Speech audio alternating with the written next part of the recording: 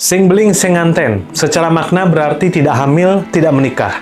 Sebuah celetukan yang entah kapan menjadi sesuatu yang diperdebatkan, namun dalam praktiknya terjadi hingga saat ini di Bali. Walau bukan merupakan suatu hal yang konkret diperbincangkan, biasanya hasil dari pembicaraan ini memberikan dua pandangan yang berbeda, pro dan kontra, antara pihak yang secara lugas mengisyaratkan bahwa ini sebagai cara efektif untuk memastikan bahwa pernikahan tidak berakhir sia-sia, atau dalam tanda kutip adalah untuk berhasil memperoleh keturunan. Dan pihak kontra yang melihat fenomena ini sebagai sebuah tindakan yang mengecilkan posisi wanita sebagai penghasil keturunan dan menentukan kepastian kehidupan berkeluarganya kelak. Sebagai orang Bali yang lahir, tumbuh, dan tinggal di Bali, saya akhirnya menyadari bahwa Sing Beling Sing Nganten itu merupakan puncak gunung es dari hal yang lebih besar yang terjadi di masyarakat selama bertahun-tahun.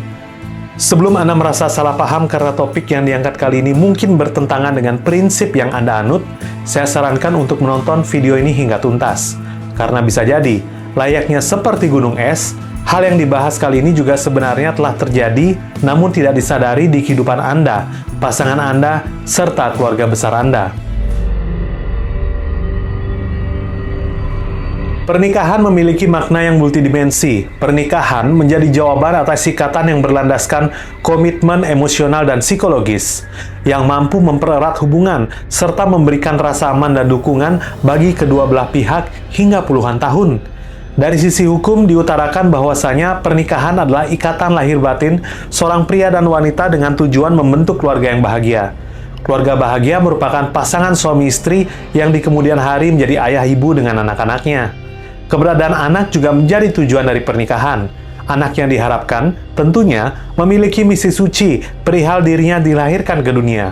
Mulai dari masa nenek moyang kita yang masih berada pada zaman prasejarah, kelahiran anak dimaknai sebagai penerus keturunan agar spesies leluhur kita di masa itu bisa bertahan di tengah persaingan hidup dengan spesies lainnya.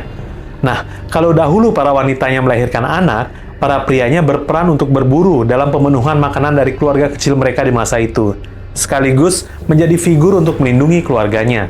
Karena sedemikian pentingnya peran wanita, mereka dimuliakan dan dijaga dengan sangat baik. Karena berkat peran wanita juga, keturunan mereka akan mampu tercipta hingga bertahan sampai melahirkan kita-kita ini juga di masa ini.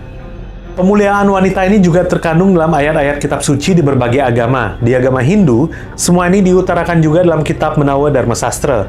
Di antaranya pada bab 3, sloka 55 dan 57, yang poinnya memperhatikan bahwa wanita harus dihormati, disayangi oleh ayah-ayahnya, kakak-kakaknya, suami dan ipar-iparnya, serta memposisikan agar wanita hidup agar selalu dijauhkan dari penderitaan.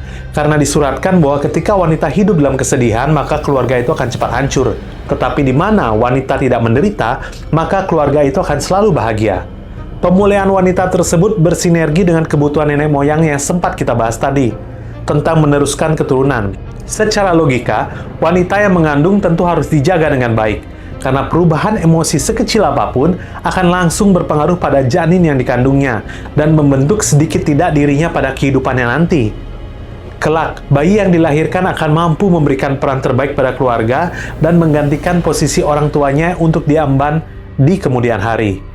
Jika seorang ibu berperan mengandung dan menanggung sakit luar biasa saat melahirkan seorang anak, seorang ayah bertugas menjaga dan memastikan secara presisi kebutuhan ibu dan anaknya.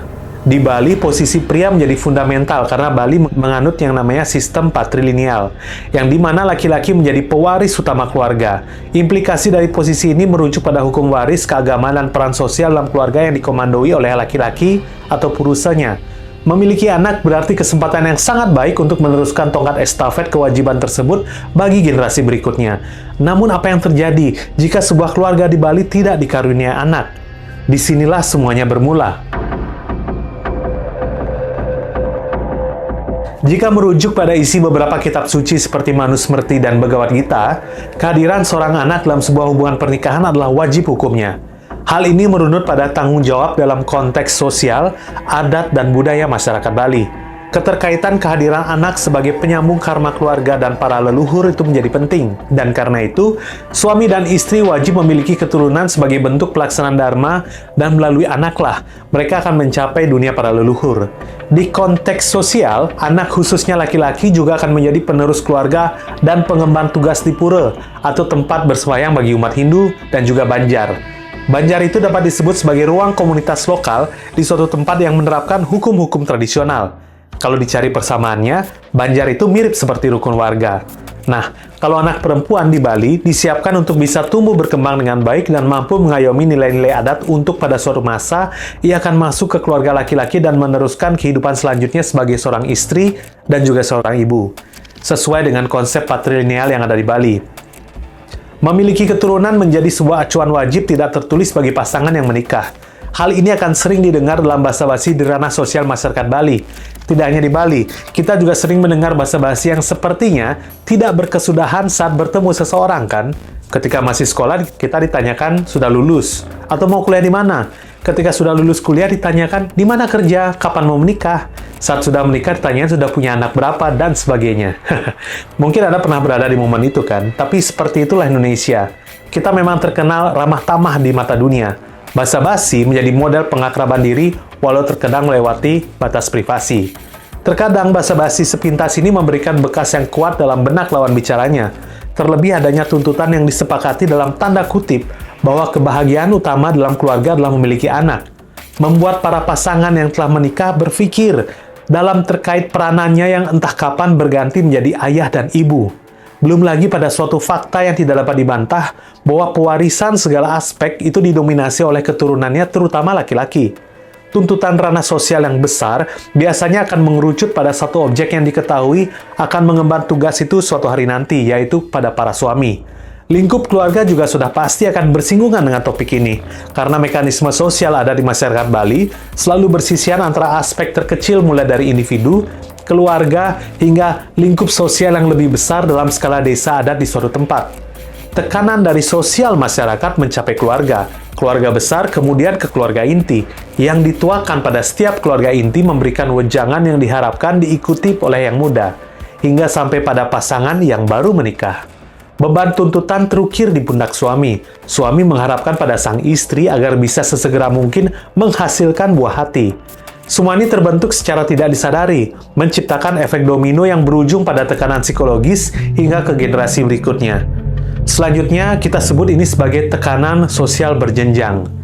Selain karena tekanan berjenjang, kebutuhan memiliki anak di Bali menjadi suatu cara dalam melindungi aset keluarga, yang dimana berada pada ranah warisan dan segala macam kewajiban serta hak yang melekat di dalamnya. Jika dalam suatu keluarga ada yang putung atau tidak ada penerus langsung, hal-hal yang terkait dalam pewarisan biasanya akan merujuk pada anak laki-laki lain yang tertua dalam keluarga besar, sesuai dengan konsep patrilineal yang dianut di Bali. Bagaimana dengan anak perempuan? Karena perubahan zaman, kali ini ada banyak negosiasi yang mulai dibangun, dan bahwasanya perempuan itu memiliki peran dalam pewarisan. Walaupun agak jarang, hal ini juga sudah dimulai dijalankan di beberapa keluarga di Bali. Karena sesungguhnya, wanita dan pria di dalam pernikahan adalah setara. Yang membedakan hanyalah fungsi dan bagaimana masing-masing memiliki peran yang berbeda dalam membangun keluarga. Yang artinya, ya, anak itu memiliki posisi yang sangat penting untuk ada di keluarga Hindu di Bali. Kekuatan tekanan dan tuntutan yang diberikan pada individu tentunya menimbulkan tingkat stres yang bervariatif. Ada yang cukup kuat dan percaya bahwa rezeki akan datang pada waktunya. Ada yang bersiap-siap sebelum waktunya. Inilah dia, sing beling, sing nganten. Konotasi negatif terhadap kalimat sing beling atau sing nganten atau nggak hamil maka tidak menikah ini sebenarnya sudah ada pada era 1980-an ke bawah. Kehamilan sebelum menikah itu dianggap aib yang menimpa keluarga perempuan. Perubahan pemaknaan yang menjadikan sing beling sing nganten ini seakan-akan menjadi wajar di masa kini yang ternyata memiliki aspek palu gada dalam perjalanannya. Seperti yang diketahui bersama, kekhawatiran awal adalah ketika pasangan sulit memiliki anak, maka akan menjadi pekrimik atau bahan obrolan masyarakat luas.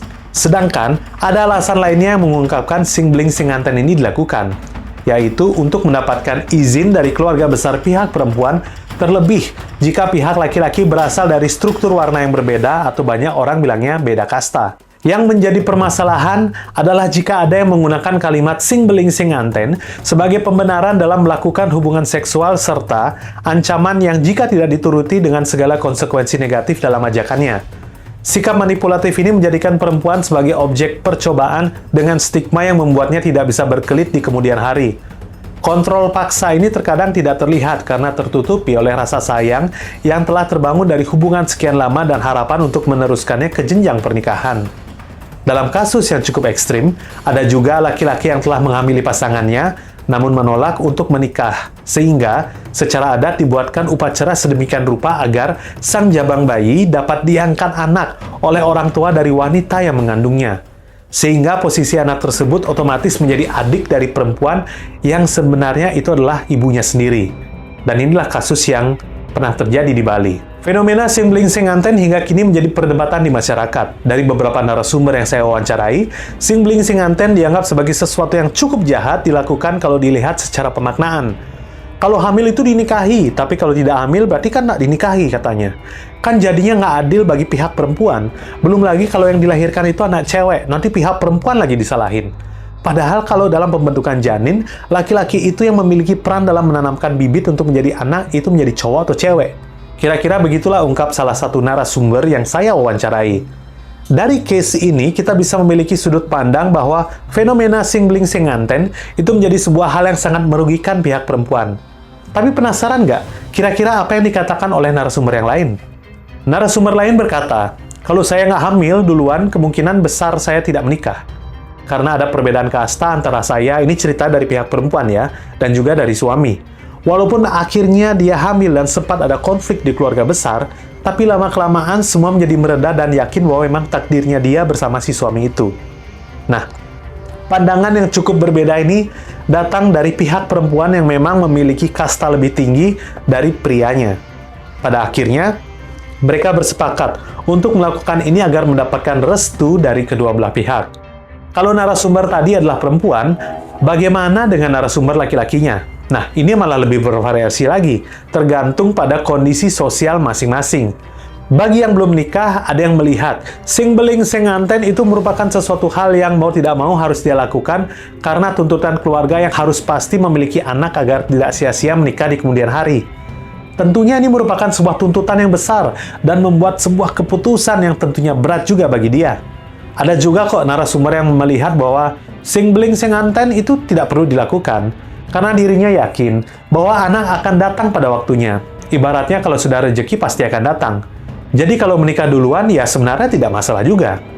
Nah, setelah ditelusuri lebih lanjut, perbedaan sudut pandang ini sudah pasti berhubungan dengan kondisi keluarga dan lingkungan masing-masing. Serta bagaimana mereka melihat fenomena ini berdasarkan nilai-nilai yang dianut selama ini. Kalau begitu, apa yang harus kita lakukan di tengah perbedaan cara pandang dan berbagai tuntutan yang sangat multidimensi ini, melihat fenomena sing beling sing nganten yang kali ini ada di Bali? Kalau kita sadari, hidup ini serba abu-abu, tidak ada yang namanya hitam dan putih. Apa yang benar di suatu tempat bisa jadi terlihat salah di mata orang lain. Yang pasti, efek terbesar dari fenomena ini akan sangat terasa bagi pihak perempuan. Walaupun secara aturan agama, perempuan memiliki posisi sama dengan laki-laki. Namun dalam praktik sosialnya, Bali menganut sistem patriarki, yang dimana otoritas pengambilan keputusan lebih condong pada laki-laki. Hal ini secara tidak langsung melanggengkan relasi kuasa pada wanita sebagai posisi subordinat yang biasanya muncul dari keputusan yang dibuat juga oleh laki-laki. Ini juga yang akhirnya menjadi perdebatan, sehingga banyak orang menilai perempuan menjadi pihak yang hanya ditugaskan menghasilkan keturunan demi keberlangsungan kehidupan bermasyarakat yang ada di Bali. Menurut saya pribadi, ini justru sumber masalahnya. Sebagaimana sebuah pemahaman yang terwariskan secara turun-menurun dibalut melalui sistem patriarki dan bersinggungan dengan berbagai pendapat pada apa yang dianggap sesuai di masyarakat, menyebabkan sing beling sing nganten ini seakan menjadi wajar. Semuanya terbentuk sistematis secara tidak sengaja. Istri memikul beban suami untuk memiliki anak. Suami memikul beban keluarga untuk memastikan warisan terjadi. Keluarga memikul beban masyarakat untuk dianggap ideal dalam sebuah komposisi hidup berkelompok. Dan ini akan terus terjadi sepanjang kita tidak pernah membahasnya secara berani dengan pikiran terbuka. Jika Anda ingin bersuara terkait fenomena ini, silakan ramaikan kolom komentar di bawah. Namun saya harapkan, komentar tidak ada yang menghina maupun menyudutkan salah satu pihak, karena saya yakin Anda semua adalah orang-orang cerdas yang pastinya mampu memikirkan langkah yang terbaik pada kehidupan keluarga Anda. Terakhir, saya ingin memberikan selamat juga kepada siapapun yang sedang mengandung dan baru saja melahirkan anaknya. Semoga menjadi anak yang suputra ya, yang berarti sehat, berbudi luhur, cerdas, bijaksana, dan bisa membanggakan keluarga. Dan bagi pejuang 2 garis biru, semoga berhasil. Dan pada akhirnya, kita semua mampu melengkapi kebahagiaan keluarga kelak. Semoga. Saya Bligong Yuda, dan inilah sesi Tukar Pikiran.